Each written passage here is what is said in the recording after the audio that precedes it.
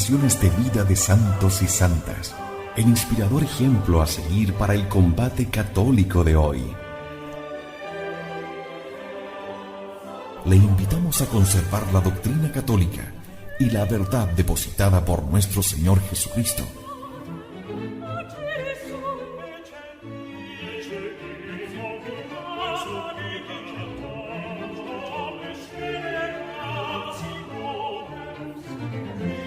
Somos Convicción Radio, auténtico catolicismo, por la gloria de Dios y la salvación de las almas.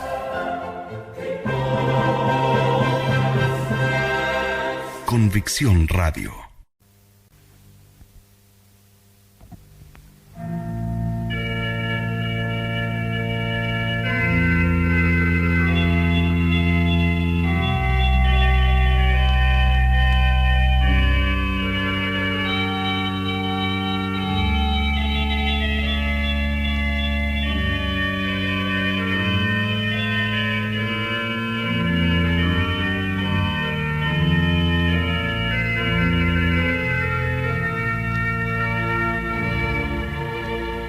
No se sabe con certeza cómo la muerte de Mónica hizo cambiar los proyectos de Agustín, ni cómo, en vez de embarcarse para África, se volvió a Roma. Es probable que, habiéndose entretenido en Ostia a causa de la enfermedad y de la muerte de su madre, más de lo que pensó en un principio, y habiendo llegado poco después el invierno, Agustín creyó peligroso aventurarse a un viaje por mar y se decidió a esperar la venida del buen tiempo. Tal vez las noticias llegadas de África, cuyas costas estaban bloqueadas por la flota del usurpador Máximo, a la sazón en lucha con Teodosio, atemorizaron a los pasajeros ante la posibilidad de ser capturados por las armas enemigas. Fue providencial su viaje a Roma. Agustín, neófito y todavía bisoño en las doctrinas y prácticas católicas, tenía gran necesidad de ser mejor iluminado en la teología ortodoxa, en el conocimiento de las Escrituras y en la experiencia de la disciplina eclesiástica. Agustín ha reconocido y defendido siempre la primacía doctrinal y disciplinaria del obispo de Roma, y, pues que estaba tan cercano a la fuente, ¿por qué no apagar su sed antes de tornar a la tierra que desde tan largo tiempo hervía en herejías? El luchador, antes de hacerse a la vela hacia el campo de sus combates, se detiene al lado del Maestro Supremo.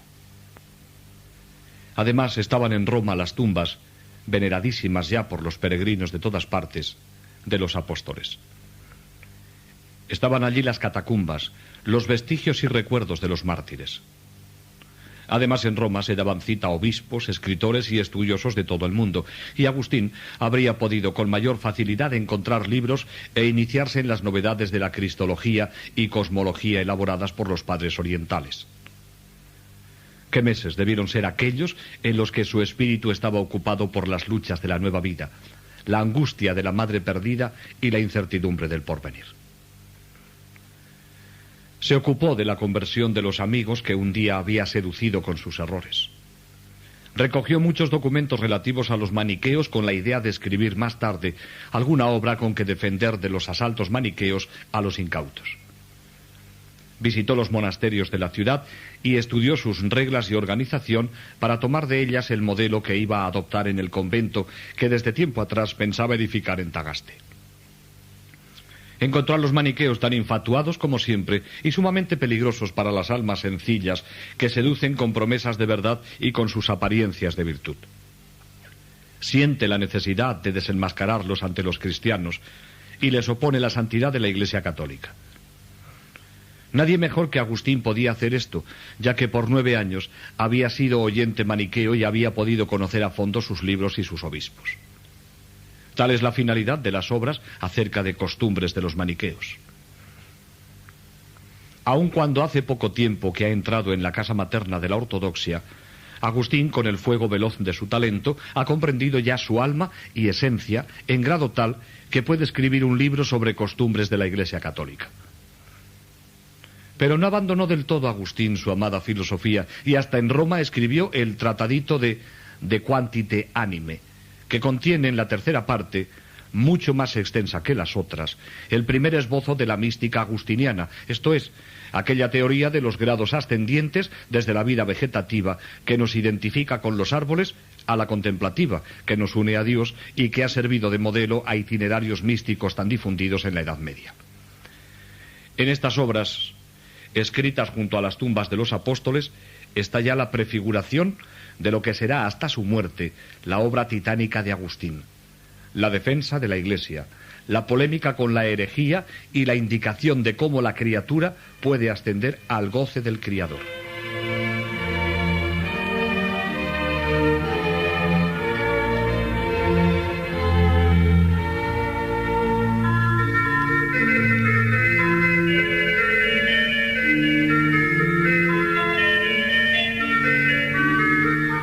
Al fin del verano de 388, Agustín abandonó Roma, que no volvería a ver más, y en Ostia, donde por última vez lloró sobre la tumba de su madre, se embarcó en una nave para Cartago. El africano volvía a su África para no dejarla ya hasta su muerte. 5 años antes había partido como fugitivo, tratando de evitar a la vez las importunas amonestaciones de su madre y las llamadas interiores del Señor. Ahora regresa, conquistado por la bondad de Dios y el esplendor de la santidad católica. En vez de las vanidades de la gloria mundana, no busca sino el servicio de las almas. Ante él se abre la verdadera vida plena de promesas. Le acompañaban Alipio y Adeodato. Hacen un alto en Cartago. Allí fue huésped del cristiano Inocencio, antiguo abogado de la prefectura, el cual entonces sufría atrozmente por una operación dolorosa que los cirujanos le habían hecho mal. El obispo Saturnino, el sacerdote Geloso y algunos diáconos y el enfermo se arrodillaron rogando solícitamente la víspera de la nueva operación que todos los médicos juzgaban necesaria, para pedir la gracia de que no hubiese necesidad de hacerla. Cuando los cirujanos vienen al día siguiente para hacerle la operación prevista, se encuentran con una grata sorpresa. Dios ha escuchado la oración de sus siervos y el mal ha desaparecido. Solamente ha quedado una cicatriz de carne fresca y curada. En Cartago, Agustín volvió a encontrar a un antiguo discípulo, Eulogio, maestro entonces también, quien le contó un extraño sueño. Estando Agustín en Milán, Eulogio estaba explicando a sus discípulos los libros retóricos de Cicerón, y mientras se preparaba para la clase que debía dar al día siguiente, tropezó con un pasaje oscuro. Al no entenderlo, quedó disgustado y apenas pudo conciliar el sueño. Aquella misma noche, ya en sueños, Agustín le aclaró lo que no entendía. La estancia en Cartago no dura sino unos días. A Agustín le urgía volver a su tierra para cumplir lo prometido antes del bautismo, dar su dinero a los pobres y fundar un monasterio. Al fin del año, estaba ya en Tagaste. Hacía 13 años que lo había dejado para recorrer hacia donde la glosina de la fama y del lucro le atraían, a Cartago. Pero ahora volvía a ella completamente otro, y todo lo hallaba cambiado en Tagaste. La casa paterna estaba vacía. La madre había muerto, los amigos de la niñez dispersos. Pero llevaba consigo a alguien que superaba todas estas ausencias, la asidua y embriagadora presencia de Jesús. Y entre tanta ruina, se decidió a fundar la nueva vida.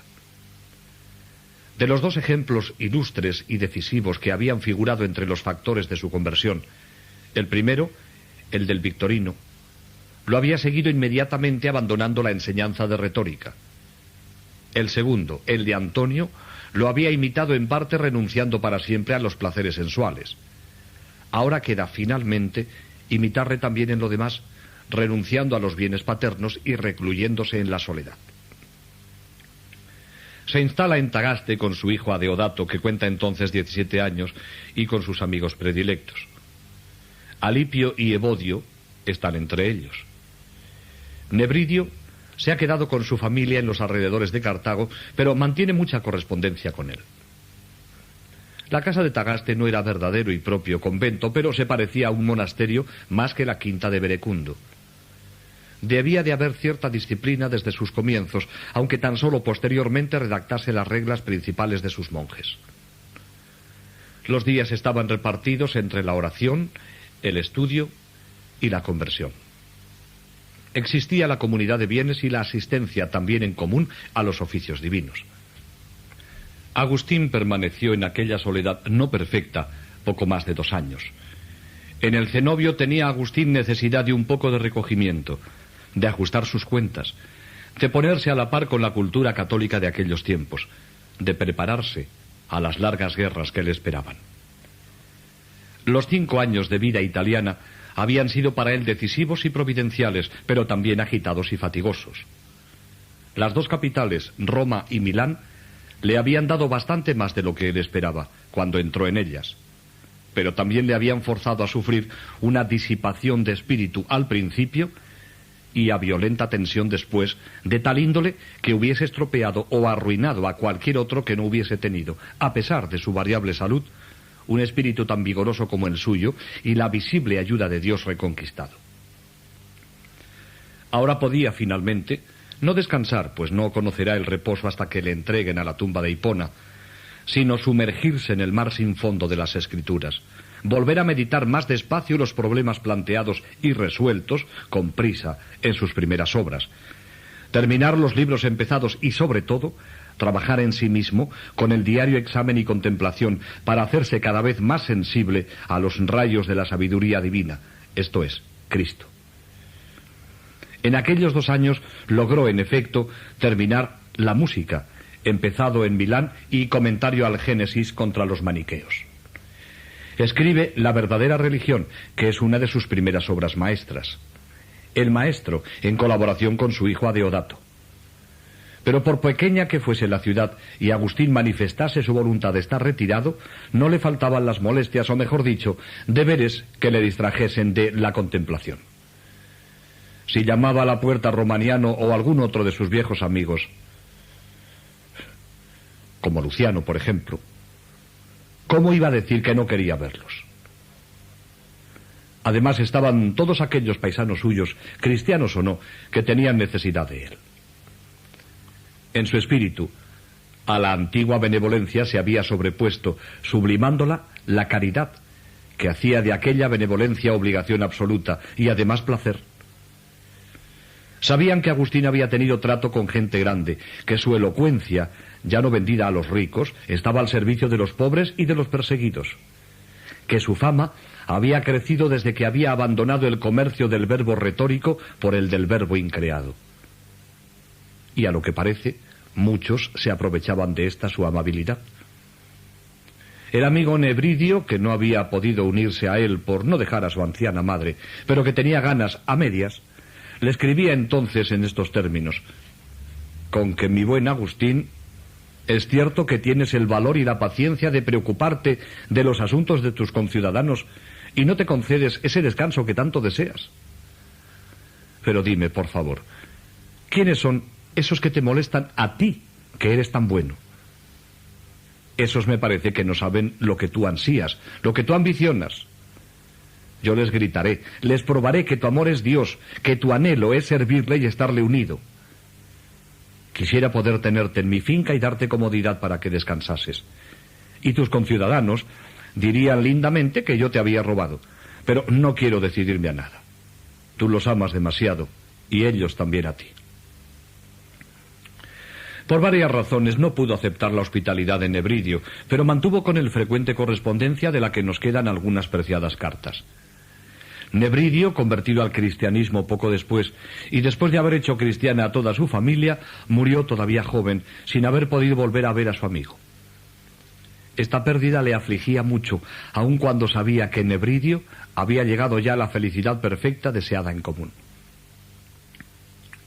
Vive en aquel lugar, del que me preguntaba tanto a mí, hombrecillo ignorante. Ya no acerca su oído a mi boca, sino que tiende su boca espiritual a tu fuente y bebe tu sabiduría todo lo que puede, a medida de sus ansias. Es feliz sin fin. Pero no creo que embriague tanto que me olvide cuando tú, a quien él bebe, te acuerdas de mí. Otra muerte puso a dura prueba el corazón de Agustín, la de su hijito, que ocurrió en Tagaste por entonces. Tenía quizá 17 años y ya a los 15 excedía en talento a muchos sabios. Su inteligencia me tenía espantado. ¿Quién fuera de Dios podía ser el autor de esas maravillas? Pronto se lo llevó de la tierra el Señor. Lo recuerdo ahora con toda serenidad. No temo en absoluto por la suerte de un muchacho como él. Fue admirable siempre, de niño y de adolescente. Le abandonaba el último recuerdo de su alma, pero también y al mismo tiempo la suave conversación de un prodigio de inspiración. Agustín había apenas llegado a la mitad del camino de la vida y ya cuánto vacío a su alrededor. Adeodato era el interlocutor del diálogo El Maestro, escrito por el padre antes de que el hijo muriese. Hay un libro nuestro que se titula El Maestro. En él, el que habla conmigo es Adeodato, y Dios sabe que son suyas todas las ideas que se ponen en boca del que hace de interlocutor mío. Entonces tenía solo 16 años. Este libro, que es uno de los más originales que Agustín nos ha dejado, comienza por una sutil indagación respecto al lenguaje que precede en muchos siglos a las conclusiones de los analistas modernos. Según Agustín, las palabras oídas no nos enseñan nada. Todas las conversaciones no son a menudo sino monólogos paralelos. Las palabras de otro no nos dan otras ideas que las que ya sabemos de las cosas. Creemos que cambiamos pensamientos y lo que cambiamos son signos y sonidos que sirven para despertar los pensamientos que ya estaban en nosotros. No se recibe nada más de lo que ya poseíamos. Por tanto, de los maestros no se aprende nunca nada. Pero Agustín no cree en las ideas innatas ni en la preexistencia del alma, la cual, según las opiniones pitagóricas y platónicas, no harían otra cosa al aprender sino recordar.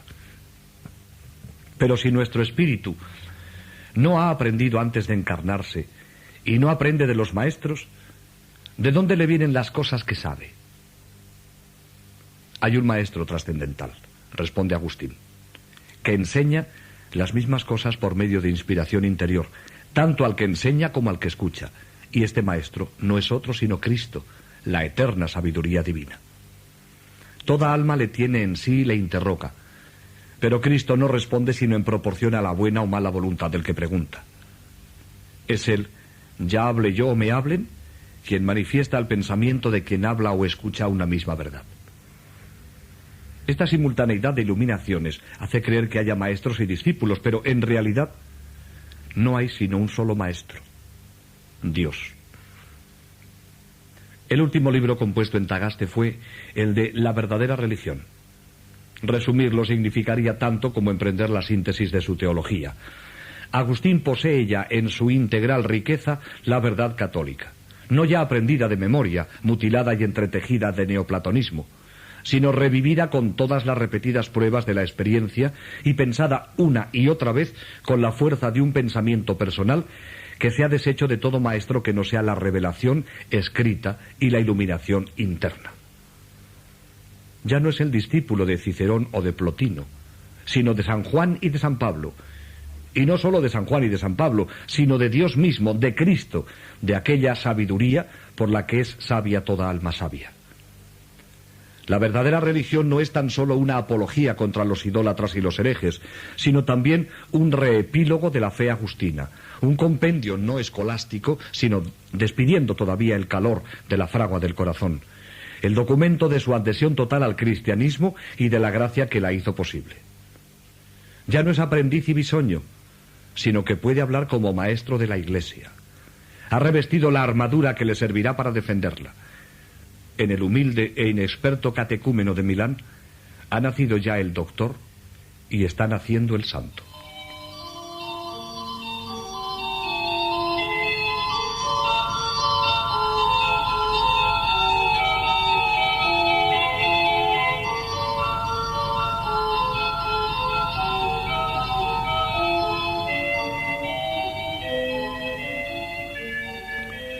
Ningún hombre atrae más a las multitudes que el que vive en soledad.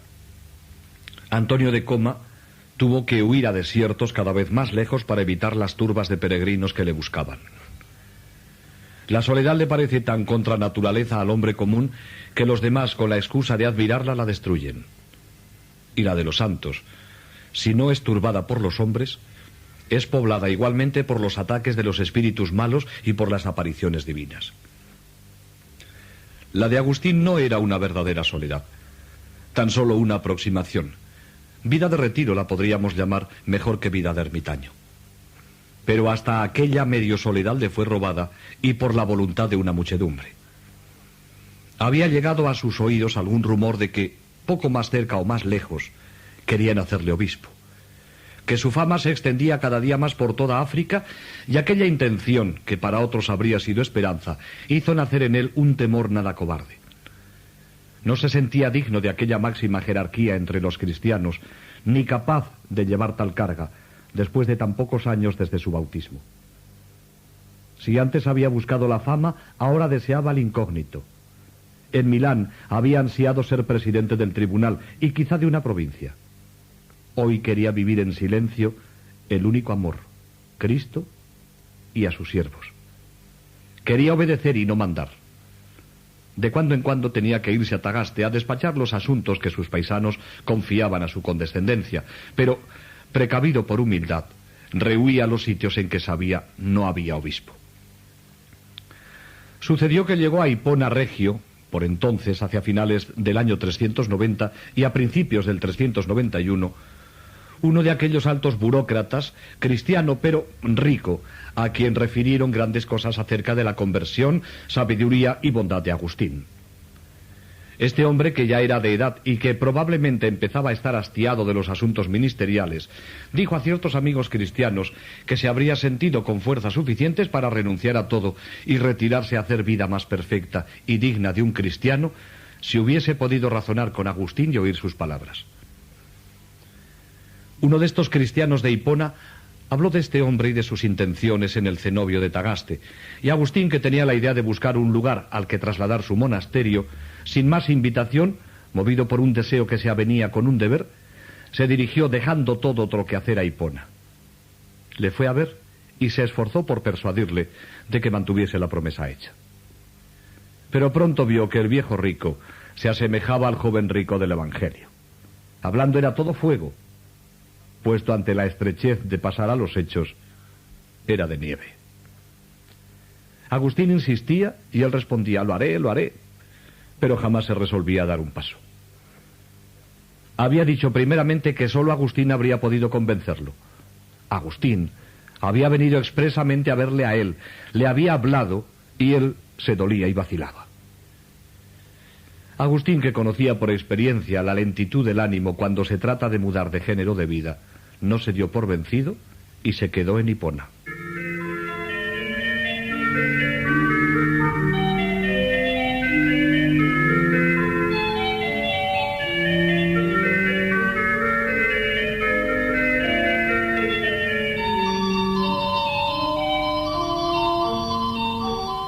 El obispo de Hipona, Valerio, no es precisamente el hombre que mejor puede hacer frente a las necesidades del rebaño a él confiado.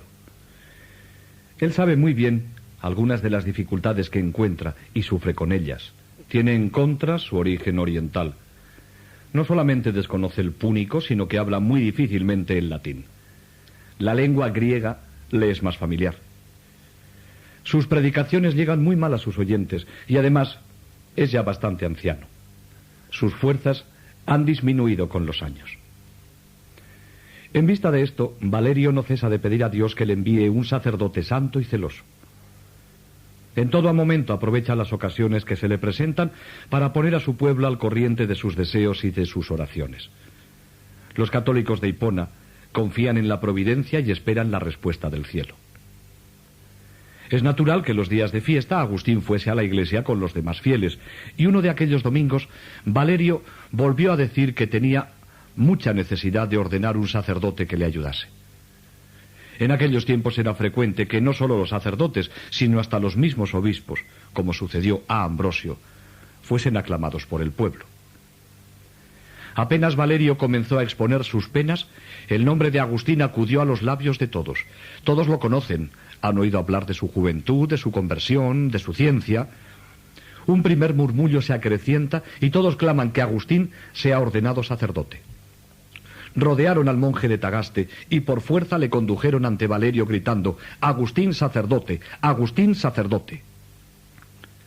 Sorprendido, desconcertado ante suceso tan inesperado, Agustín intentó escapar de las manos de sus entusiastas guardianes, y al ver que no podía irse de ellas y que aquel era su destino, rompió a llorar pensando en las responsabilidades del sacerdocio. Algunos interpretan estas lágrimas como si Agustín esperara ser nombrado obispo y procuraban consolarle, diciéndole que conocían su valer y que merecía más que ser hecho simple sacerdote, pero que se contentase por lo pronto, ya que del presbiterado al episcopado el paso es muy corto.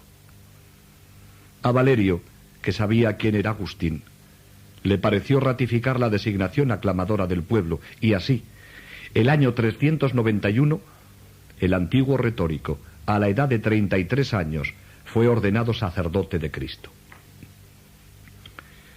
Valerio deseaba que Agustín se ocupara cuanto antes de su puesto como distribuidor de la palabra sagrada.